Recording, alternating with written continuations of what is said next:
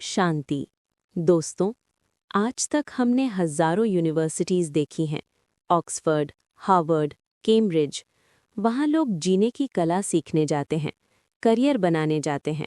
लेकिन आज 18 फरवरी 2026 की मुरली में भगवान हमें एक ऐसी यूनिवर्सिटी में ले जा रहे हैं जिसका नाम सुनकर शायद आप चौंक जाएं। बाबा कहते हैं, तुम इस यूनिवर्सिटी में आए हो पुरानी दुनिया से मरकर नई दुनिया में जाने। गौर कीजिए शब्दों पर, मरकर, डाइंग। क्या हम सच में मरने वाले हैं? नहीं, ये मौत शरीर की नहीं, संस्कार की है। ये मौत उस पुरानी सोच की है जो हमें दुख देती है। दुनिया में लोग मरने से डरते हैं, लेकिन इस यूनिवर्सिटी का स्टूडेंट कहता है, मैं तो पहले ही मर चुका हूँ। जब आप पुरानी दुनिया के लिए मर जाते हैं, तभी आप नई दुनिया के लिए पैदा होते हैं। आज हम उस गॉडली यूनिवर्सिटी के दरवाजे खोलेंगे जहां एडमिशन लेने की शर्त है अपने पुराने मैं को यानी ईगो को बाहर छोड़कर आना। क्या आप इस रूहानी मौत के लिए तैयार हैं? क्योंकि यही अमर बनने का रास्ता है। दुनिया में अमीर बनने के लिए लोग दिन रात मेहनत करते हैं, इन्वेस्टमेंट करते हैं। लेकिन आज बाबा हमें अमीर बनने का एक ऐसा मैथमेटिकल फॉर्मूला देते हैं जो दुनिया की किसी इकोनॉमिक्स की किताब में नहीं है। बाबा कहते हैं, बाप है बिंदु, पॉइंट। तुम बिंदु बन, बिंदु को याद करो तो साहूकार बन जाएंगे। इस लॉजिक को समझिए। मैथ्स में अगर 1 के आगे 1 बिंदी लगाओ तो वो 10 हो जाता है, 2 बिंदी लगाओ तो 100 हो जाता है, 3 लगाओ तो 1000। यहाँ 1 हमारी आत्मा है और बिंदी शिव बाबा की याद है। जितनी बार आप दिन भर में उस बिंदी यानी शिव बाबा को अपने साथ लगाएंगे, आपकी आत्मा की वैल्यू 10 गुना, 100 गुना, 1000 गुना बढ़ती जाएगी। हम क्या करते हैं? हम बिंदी की जगह कॉमा या क्वेश्चन मार्क लगाते हैं। इसने ऐसा क्यों किया? कब होगा? बाबा कहते हैं, सब हटो, सिर्फ बिंदी लगाओ। जितनी बिंदी उतना धन। ये है वो सच्ची कमाई जो मरने के बाद भी आपके साथ जाएगी। क्या आपने आज अपनी कमाई जमा की? इश्क, मोहब्बत, प्रीत, इन शब्दों पर दुनिया ने हजारों गीत बनाए हैं, लेकिन आज बाबा हमें प्रीत की असली परिभाषा बताते हैं। मुरली में गीत बजता है, महफिल में जल उठी शमा। परवाना शमा पर क्यों जल मरता है? क्या उसे दर्द नहीं होता? होता है, लेकिन उसकी प्रीत इतनी गहरी होती है कि उसे अपनी जान की परवाह नहीं होती। बाबा पूछते हैं, ऐसी प्रीत कभी किसके साथ होती है क्या कि ये ख्याल आए कि मर जाएंगे फिर भी प्रीत रखें?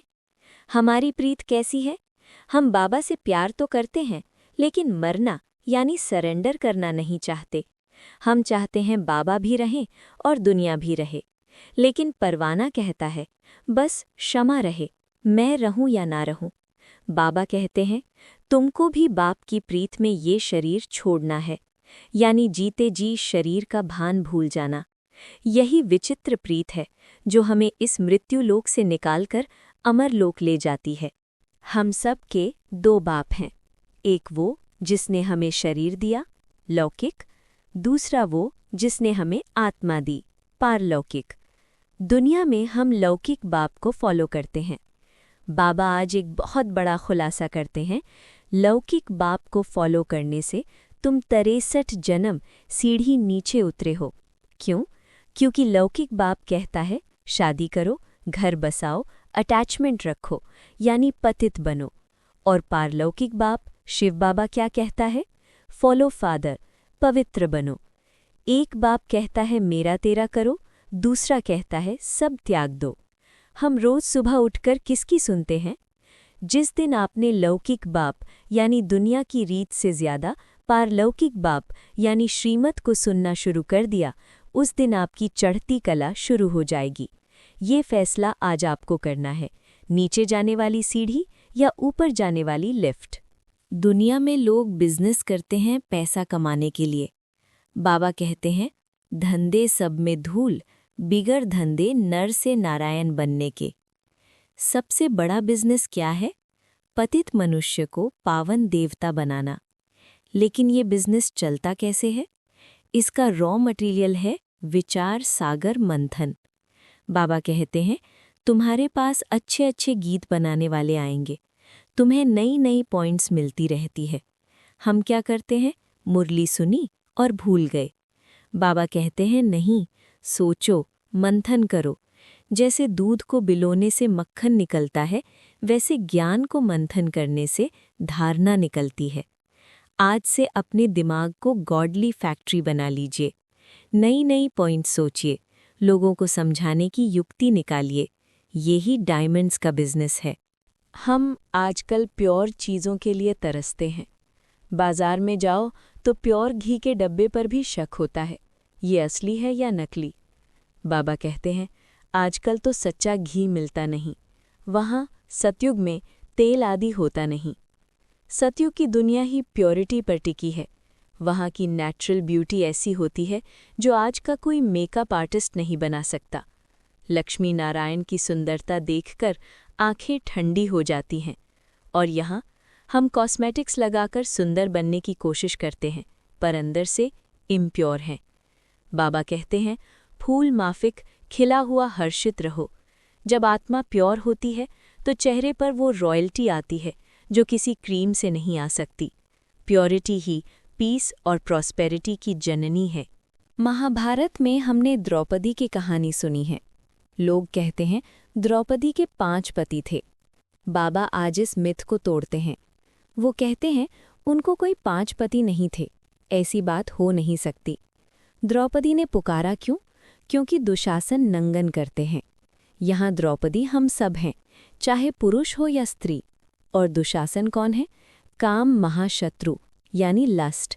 जब काम विकार हमारी आत्मा का चीरहरण करता है, हमारी इज्जत या प्योरिटी छीनता है, तब हम भगवान को पुकारते हैं। तो अपने आप को शारीरिक द्रौपदी मत समझिए।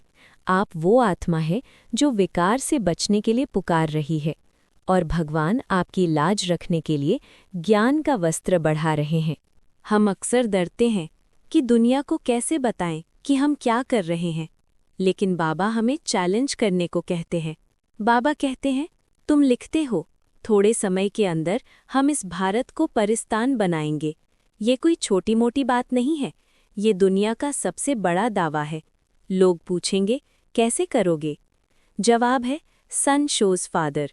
जैसे सूरज को देखकर पता चलता है कि वो आग का गोला है, वैसे हमारे चेहरे, हमारी चलन को देखकर पता चलना चाहिए कि हमारा बाप कौन है।